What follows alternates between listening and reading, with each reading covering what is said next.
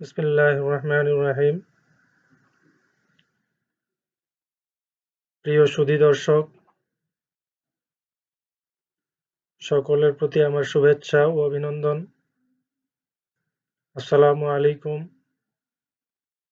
আমি বলছি মোহাম্মদ আব্দুল আলিম, কুমিল্লা বুড়িচং থানা লোয়ারচর গ্রাম থেকে।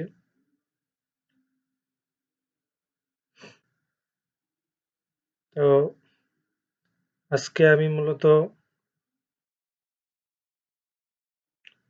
আমাদের মহাগ্রন্থ আল কোরআন থেকে দুটি বিষয়ে আপনাদের সাথে শেয়ার করব। সরাসরি কোরআন থেকে, কোরআন শরীফে কি বলা আছে।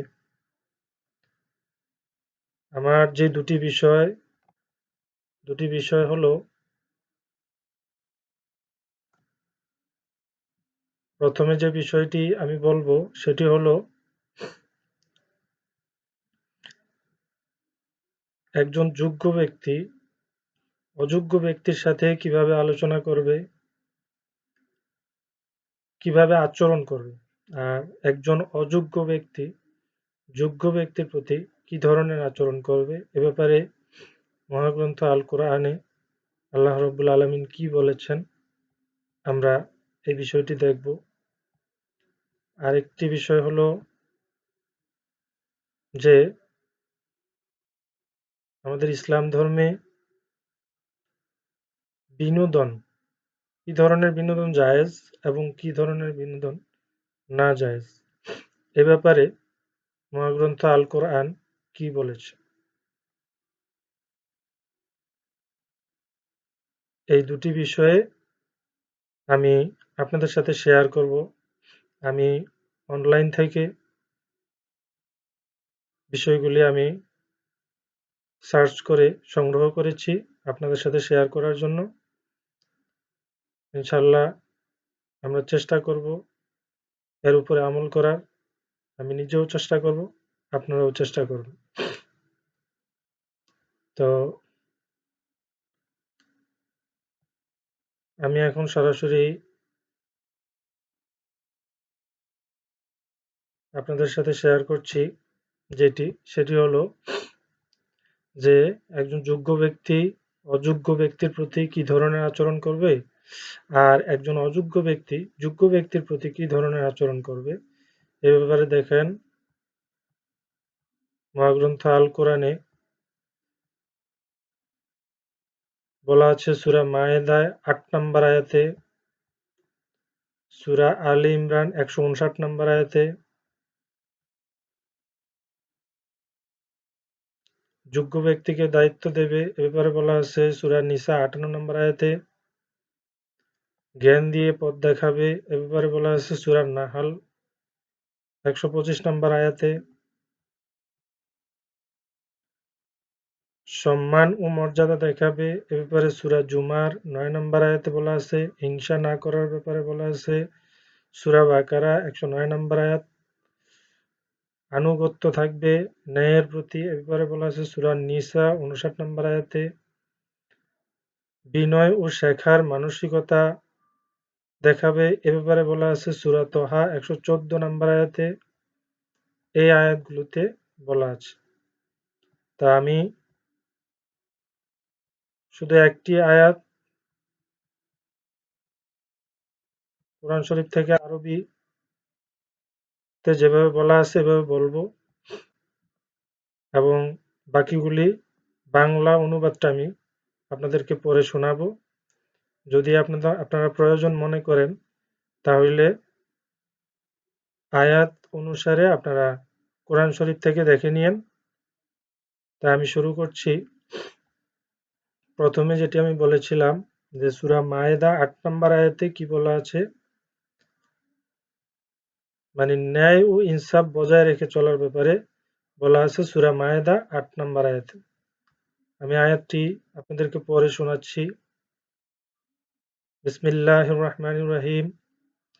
ইয়া আইয়ুহাল্লাযীনা আমানু কুনু কাওয়ামিন قومنا لله شهداء بالقسط ولا يجرمنكم شنآن قوم على ألا تعدلوا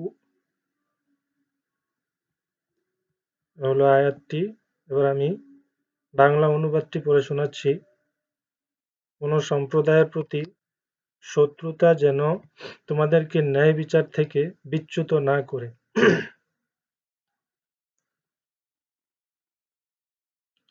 এবারে ছোট ব্যাখ্যায় যেটা বলা যায়, কেউ অযোগ্য হলেও তার সাথে অন্যায়, অপমান বা জুলুম করা যাবে না।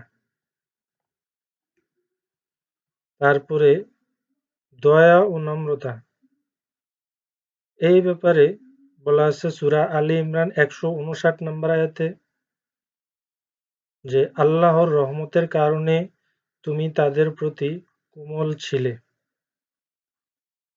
ছোট ব্যাখ্যায় বলা যায়, যোগ্য ব্যক্তি অহংকার করবে না, দয়া ও ধৈর্যের সাথে আচরণ করবে।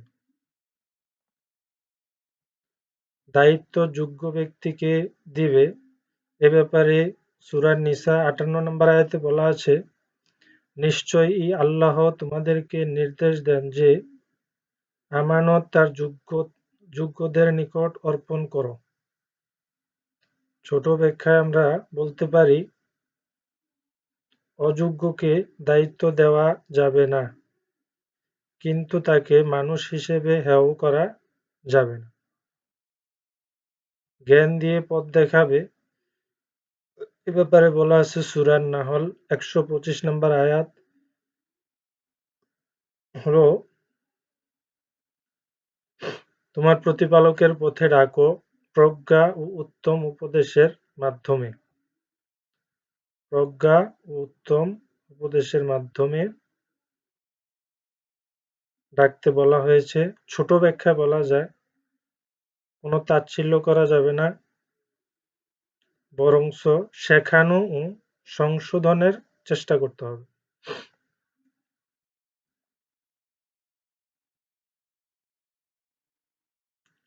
সম্মান ও মর্যাদার ব্যাপারে বলা আছে সূরা জুমার 9 নম্বর আয়াতে যে যারা জানে আর যারা জানে না তারা কি সমান। ছোট ব্যাখ্যায় বলা যায়, জ্ঞানী ও যোগ্য ব্যক্তিকে সম্মান করা, এটা হলো কোরআনের শিক্ষা। হিংসা না করার ব্যাপারে বলা আছে সূরা বাকারা 109 নম্বর আয়াতে, অনেকে ঈর্ষাবশত সত্য স্পষ্ট হওয়ার পরও কুফরিতে ফিরিয়ে দিতে চায়। অনেকে ঈর্ষাবশত সত্য স্পষ্ট থাকার পরও কুফরিতে ফিরিয়ে দিতে চায়। ছোট ব্যাখ্যায় বলা যায়, অযোগ্য ব্যক্তি যেন হিংসা বা বিদ্বেষ না করে। আনুগত্য করবে, ন্যায়ের দিকে আনুগত্য করবে। ন্যায়ের ক্ষেত্রে আনুগত্যের ব্যাপারে সূরা নিসা 59 নম্বর আয়াতে বলা আছে, হে মুমিনগণ, আল্লাহর আনুগত্য করো, রাসূলের আনুগত্য করো এবং তোমাদের মধ্যে যারা কর্তৃত্বশীল তাদের আনুগত্য করো। এটা ছোট ব্যাখ্যায় বলা যায়, যোগ্য নেতৃত্ব যদি ন্যায়সঙ্গত থাকে তবে তার কথা মানা জরুরি, ন্যায়সঙ্গত হলে। তারপরে বলা আছে বিনয় ও শেখার মানসিকতা। এ ব্যাপারে বলা আছে সূরা তোহা 114 নম্বর আয়াতে, হে আমার রব, আমার জ্ঞান বৃদ্ধি করে দাও। সরাসরি আল্লাহ নিজেই বলেছেন, হে আমার রব, আমার জ্ঞান বৃদ্ধি করে দাও।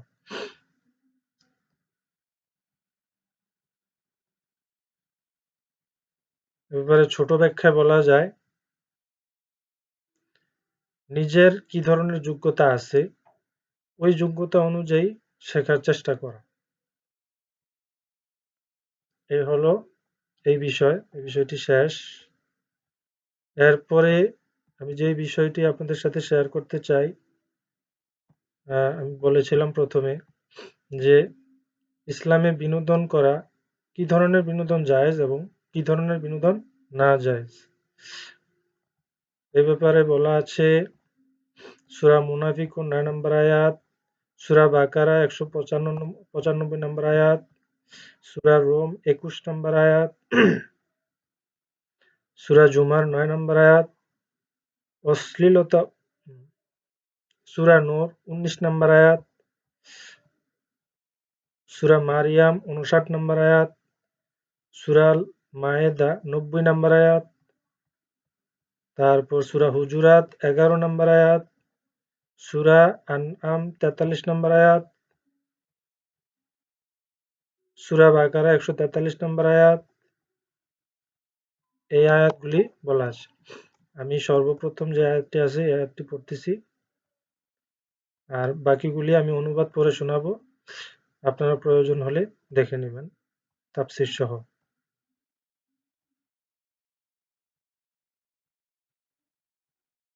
সর্বপ্রথম আয়াতটি আমি পড়ছি, সূরা মুনাফিকুন ৯ নম্বর আয়াত।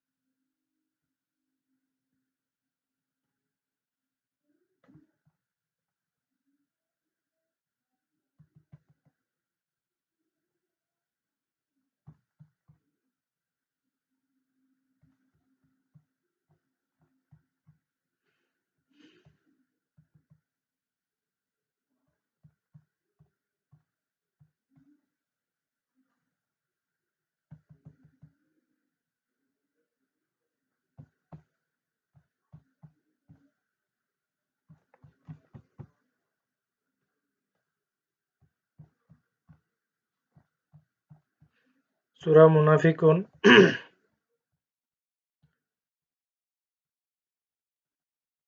৯ নম্বর আয়াতটি আমি পড়ে শোনাচ্ছি। বিসমিল্লাহির রহমানির রহিম। الذين آمنوا لا تلهكم أموالكم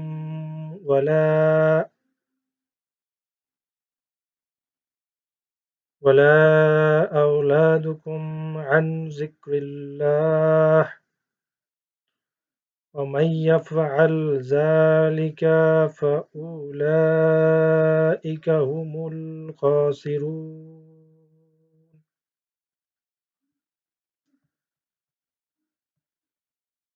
বাংলা অনুবাদটি আমি পড়তেছি এখন। হে মুমিনগণ, তোমাদের ধন সম্পদ ও সন্তান যেন তোমাদেরকে আল্লাহর স্মরণ থেকে গাফেল না করে।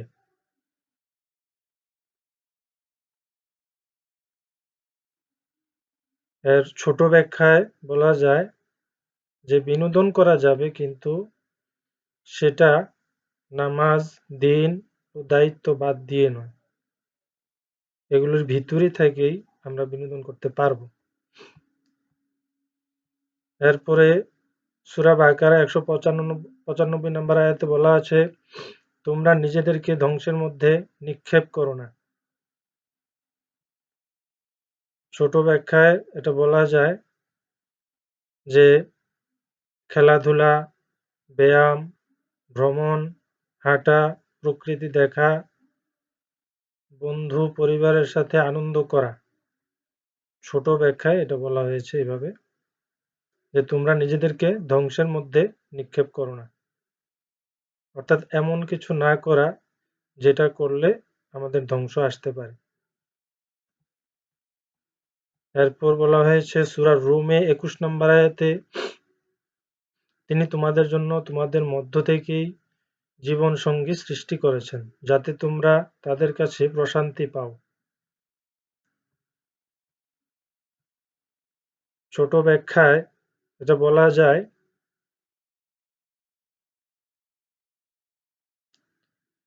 হাসি আনন্দ যা করবে সেটা পরিবারের সাথে, আর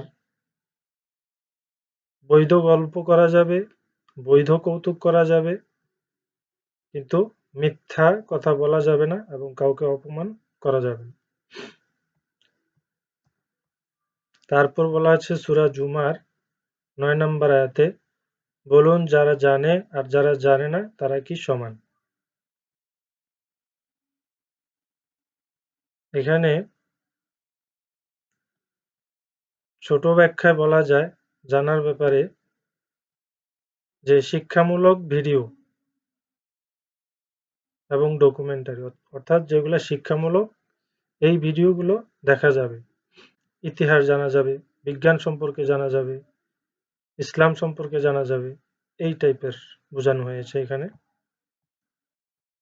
এরপর যেটা বলা হয়েছে সূরা নূর 19 নম্বর আয়াতে, যে নিশ্চয়ই এই অশ্লীলতা ছড়িয়ে দেওয়াকে যারা পছন্দ করে তাদের জন্য রয়েছে যন্ত্রণাদায়ক শাস্তি। এই আয়াতটি খুবই গুরুত্বপূর্ণ। নিশ্চয়ই এই অশ্লীলতা ছড়িয়ে দেওয়াকে যারা পছন্দ করে তাদের জন্য রয়েছে যন্ত্রণাদায়ক শাস্তি। ছোট ব্যাখ্যায় এটা বলা যায়, বোঝানো হয়েছে পর্নোগ্রাফি, অশালীন সিনেমা, নাচ, গান, এগুলো। তারপর সূরা মারিয়াম 59 নম্বর আয়াতে বলা হয়েছে, অতঃপর তাদের পর এমন প্রজন্ম এলো যারা সালাত নষ্ট করল ও কামনার অনুসরণ করল। ছোট ব্যাখ্যায় বলা যায়, খেলায় মগ্ন হয়ে নামাজ ছেড়ে দেওয়া, রাতভর বিনোদনে ফরজ বাদ দেওয়া। খেলায় মত্ত হয়ে নামাজ ছাড়া যাবে না, আবার রাতভর বিনোদন করে ফরজ বাদ দেওয়া যাবে না। সূরা মায়েদা 90 নম্বর আয়াতে বলা হয়েছে, মদ, জুয়া, মূর্তি ও ভাগ্য নির্ধারণ, তীর, এসব শয়তানের অপবিত্র কাজ। অর্থাৎ এখানে ছোট ব্যাখ্যা বলা যায়, যেটা হলো বোঝানো হয়েছে লটারি টাইপ গেম, ক্যাসিনো, এই টাইপের বিষয়গুলিকে বোঝানো হয়েছে।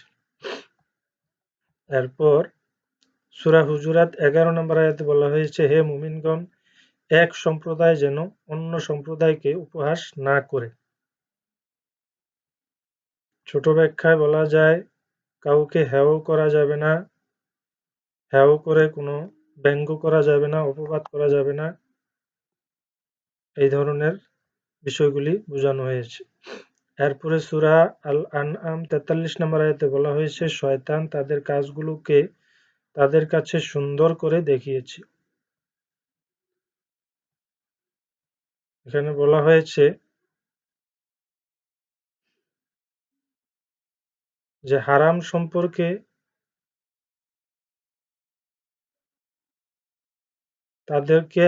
সম্পর্কে শয়তান প্ররোচিত করে, আর অপরাধের প্রতি আকৃষ্ট করে। অর্থাৎ শয়তান হারাম এবং অপরাধ দুটোটার প্রতি আকৃষ্ট করে। ছোট ব্যাখ্যায় এটাই বোঝানো হয়েছে। সুতরাং আমরা শয়তানের প্ররোচনার যে কাজগুলো আছে এই কাজগুলো বাদ দিয়ে এড়িয়ে চলতে হবে। তারপর সূরা বাকারায় বলা হয়েছে, আর সূরা বাকারায় 143 নম্বর আয়াতে বলা হয়েছে, আর এভাবেই আমরা তোমাদেরকে মধ্যপন্থী জাতি বানিয়েছি। ছোট ব্যাখ্যায় বলা যায় যে ইসলাম কোনো কঠোর সন্ন্যাস চায় না, অথবা লাগামহীন ভোগ চায় না। ইসলাম চায় ভারসাম্যপূর্ণ জীবন।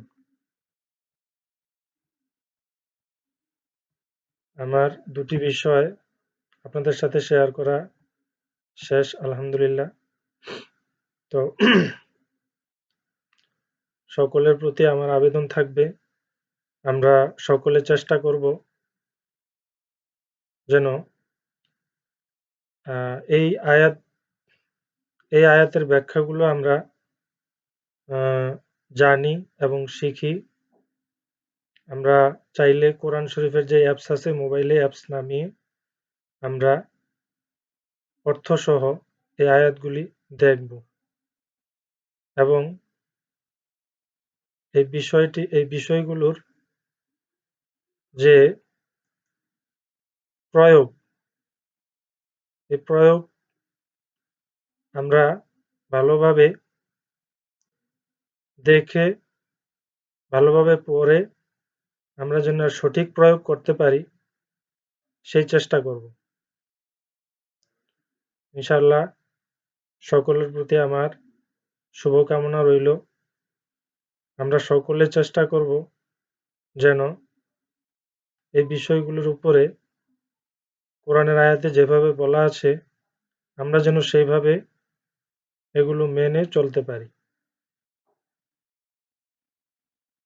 তো সকলের প্রতি শুভকামনা জানিয়ে আমি শেষ করছি।